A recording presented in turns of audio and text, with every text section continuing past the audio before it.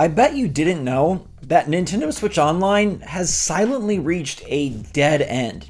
There is a line in the sand, and Switch Online cannot cross it anymore. Nintendo hasn't made a peep about this, but it's happening, and we got to talk all about it, especially when things are going to change, because there's a clear moment where it's got to change. So what's going on, everybody? It's Zach from SwitchForce. Hit that like button if you enjoy these videos, and let's talk NSO, a service that has built itself up to be pretty darn recommendable over the last few years. But now we're at a point where nothing can happen, and Nintendo has really tried to blur that by releasing more GBA games. They put some Pokemon stuff on there. They're continuing with their N64 classics, but they can't go any further.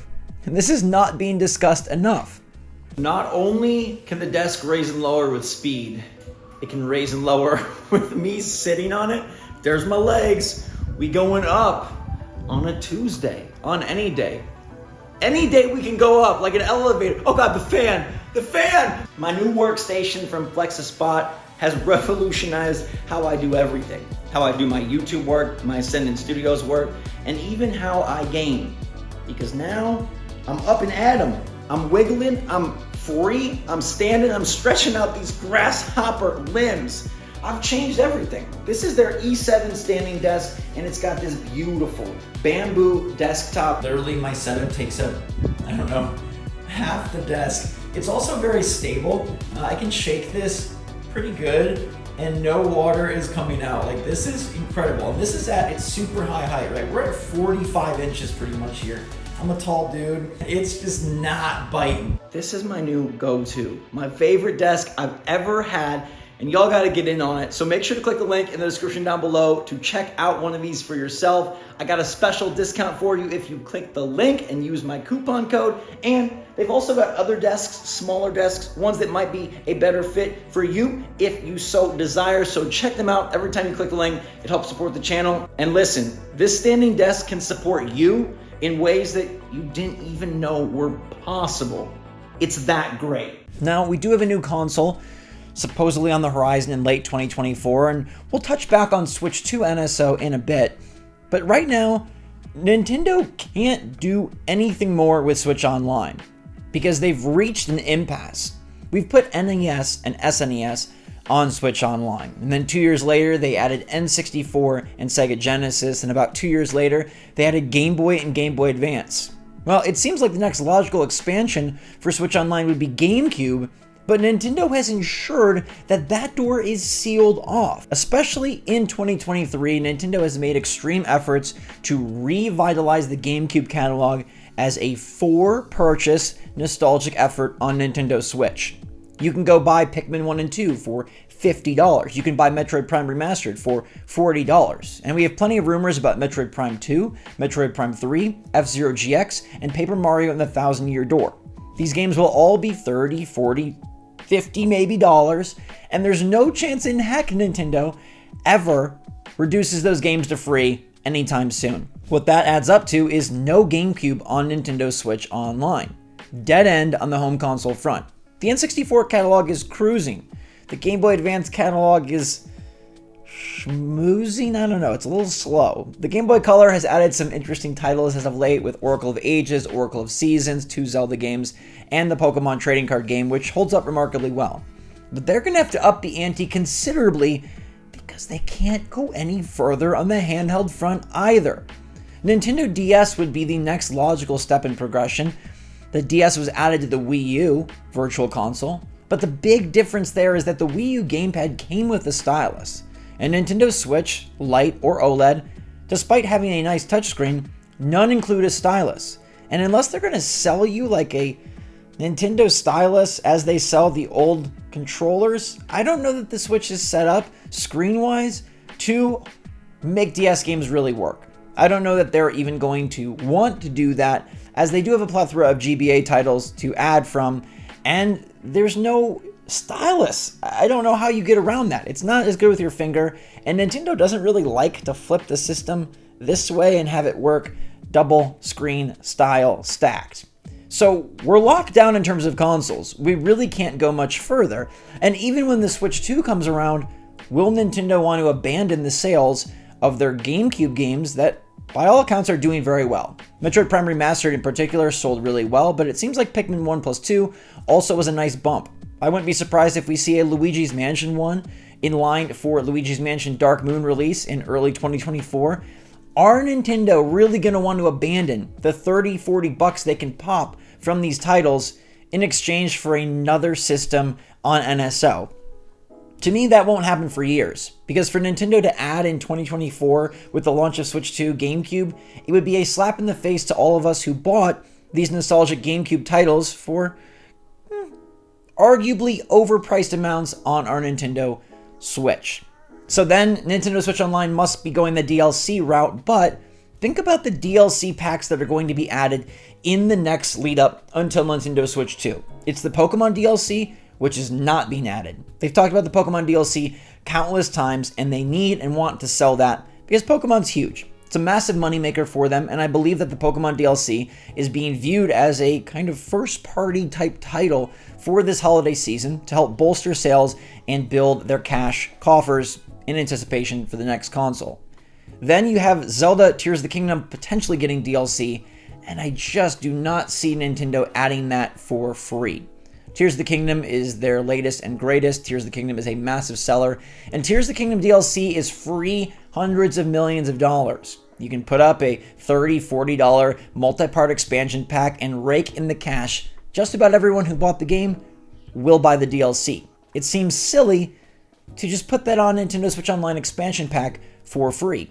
And Nintendo hasn't really utilized DLC in that way in a long time, given that it's been over a year since the Splatoon 2 DLC was added to the expansion pack service. We do have a nice trifecta of DLC with Animal Crossing, Mario Kart, and Splatoon, but they haven't really utilized that part. Will they use it going forward?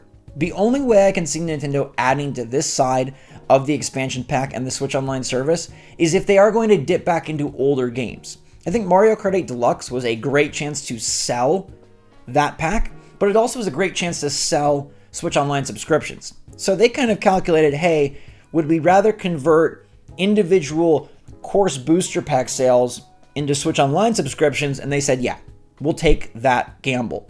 And we'd rather build up our online numbers, and we still have sold 50-some million copies of Mario Kart 8 Deluxe. If Mario Party Superstars were to get DLC later this year, that could be an inclusion. It's not an old game per se, but it goes back a little bit.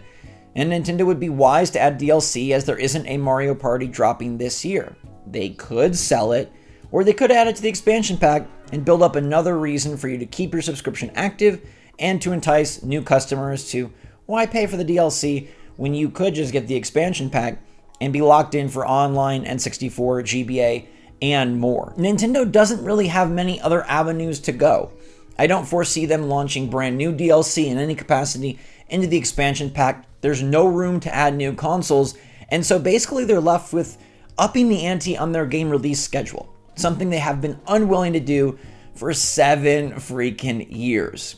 If we look back at the Wii U, there's a plethora of GBA games and DS games available on that virtual console. And it's kind of a bummer that we have such a long ways to go to ever dream of building out the GBA library on Nintendo Switch. I vote that Nintendo takes the next year and a half to double and triple their output on Nintendo Switch Online.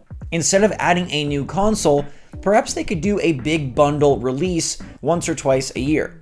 Maybe in the spring they drop 20 new games, and then in the fall they drop 20 more. I think this is the only and best way for Nintendo to keep NSO active, engaging, and exciting over the next 12 months, and possibly more.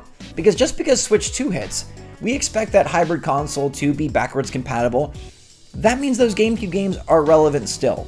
And unless Nintendo is going to include a stylus in the Switch 2, or change up the screen in some way that makes it more likely for that handheld to move on over, I don't know where Nintendo Switch Online goes beyond this idea of adding DLC and adding a more frequent release schedule for nostalgic classic titles.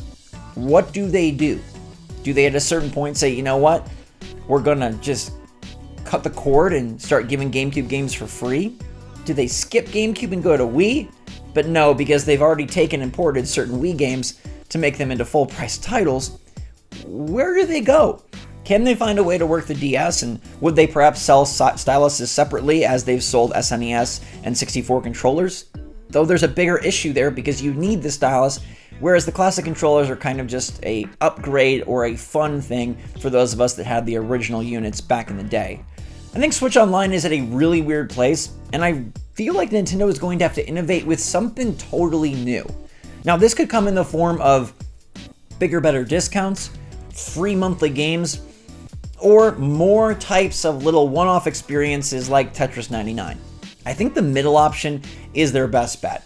We see both PlayStation and Xbox offering free games galore, and technically Nintendo does offer that with their classic games catalog, but I'm talking about something new and eShop relevant. Nintendo could up the ante on Switch Online by introducing a program where you get 1 or maybe 2 eShop games per month. Look, they don't have to dig too deep to find plenty of classics on the Switch eShop.